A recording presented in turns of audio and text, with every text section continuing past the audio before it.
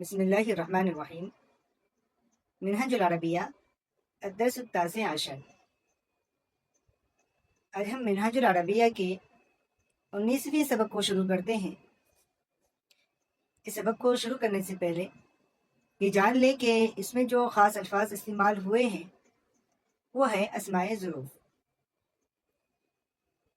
اس میں ظرف ان اسماء کو کہا جاتا ہے کہ جو کسی وقت کے معنی کو ظاہر کریں یا کسی جگہ کے معنی کو ظاہر کرے، یعنی کوئی ایسا اسم ہو کہ جو کوئی وقت بتا رہا ہو یا پھر کوئی جگہ بتا رہا ہو، تو ایسے الفاظ کو ہم اس میں ظرف کہتے ہیں۔ ایسے الفاظ کو ہم کیا کہتے ہیں؟ اس میں ظرف کہتے ہیں۔ چنانچہ اردو کے اندر اوپر، نیچے، آگے، پیچھے، سامنے، تو اس طرح کے جو الفاظ ہوتے ہیں یہ اس میں ظرف ہوتے ہیں۔ کیوں؟ اس لیے کہ یہ کوئی وقت کے معنی بتا رہا ہے یا پھر کوئی جگہ کے معنی بتا رہا ہے، تو ایسی صورت میں ان اسماء کو ہم اس میں ظرف کہیں گے۔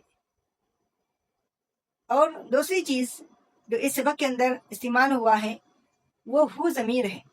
ہو ضمیر کے بارے میں پہلے بھی بتایا جا چکا ہے کہ ضمیر متصل ہوتی ہے یہ واحد مذکر غائب کے لیے۔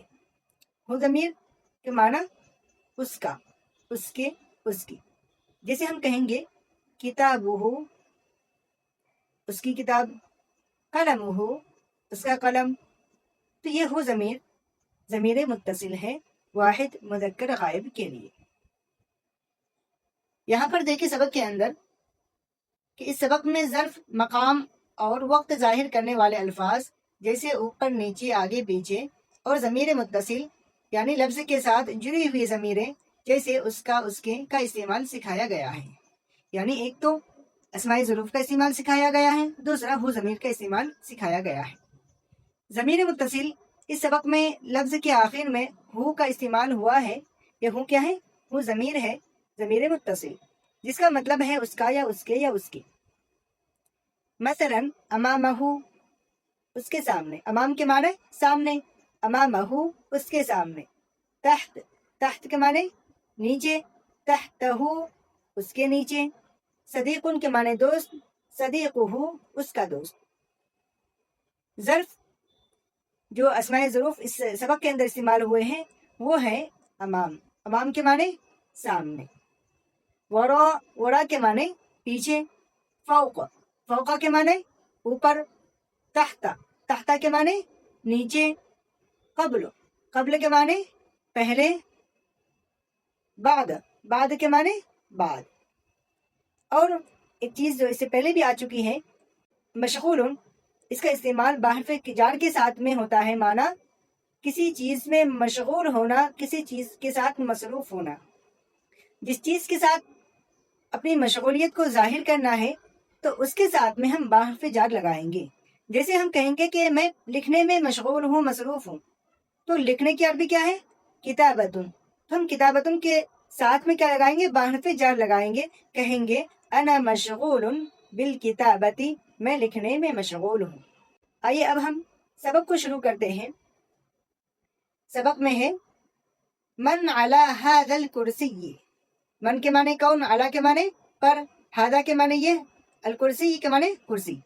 من علی ھذا الکرسی، اس کرسی پر کون ہے؟ علیہ، علی کے معنی پر، ہی، علیہ اس پر، ولد لڑکا ہے، اس پر ایک لڑکا ہے۔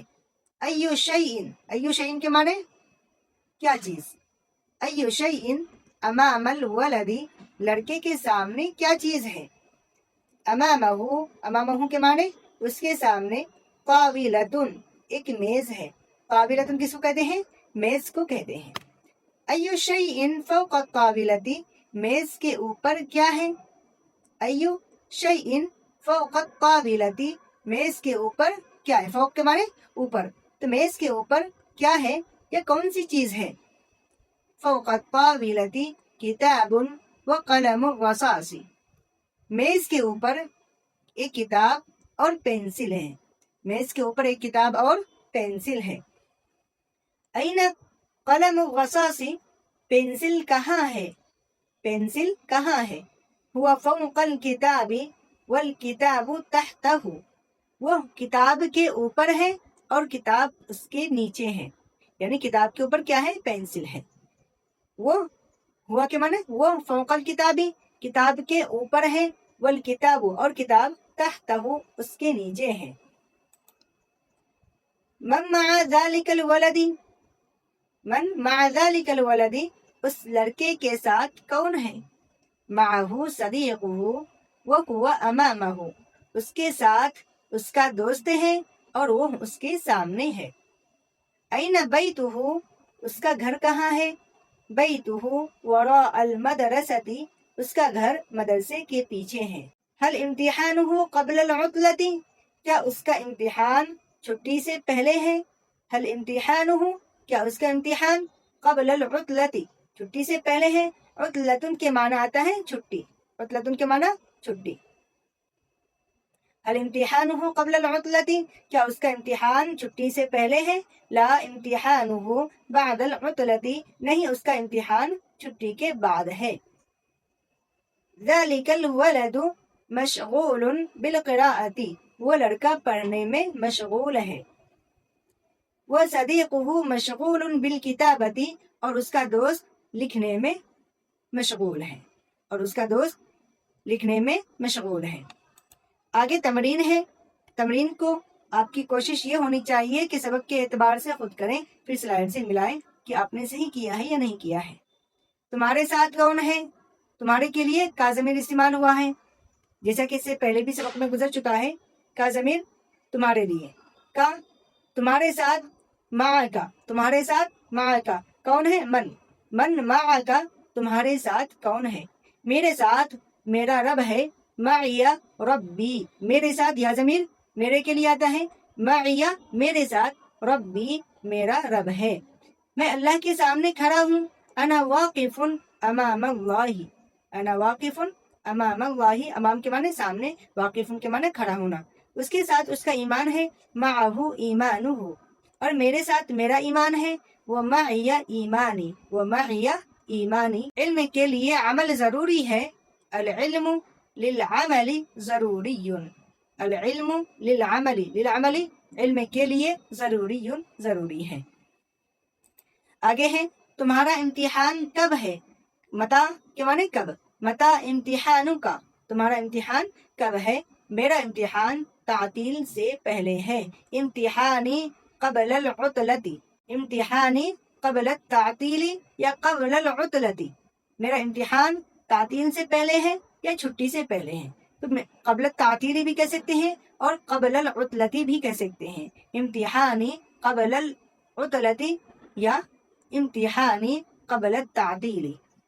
تمہارا سفر عید کے پہلے ہے یا عید کے بعد؟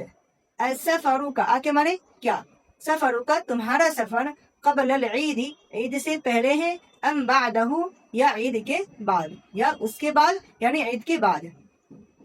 زمین کے نیچے کیا ہے؟ ماذا تحت الارض، ماذا تحت الارض، زمین کے نیچے کیا ہے؟ تحت کے معنی نیچے۔ اس کے بعد میں ہوں اور میرے بعد تو، بعدہ انا، اس کے بعد میں ہوں، وبعدی انت، اور میرے بعد تو۔ کیا ہر انسان کے لیے موت ہے؟ لکل انسان موت، کل کے معنی ہر، علی کلی کیا ہر ایک کے لیے، انسان کیا ہر ایک انسان کے لیے، موت موت ہے۔ کون سا دن حق ہے؟ ای دین حق، ای دین حق،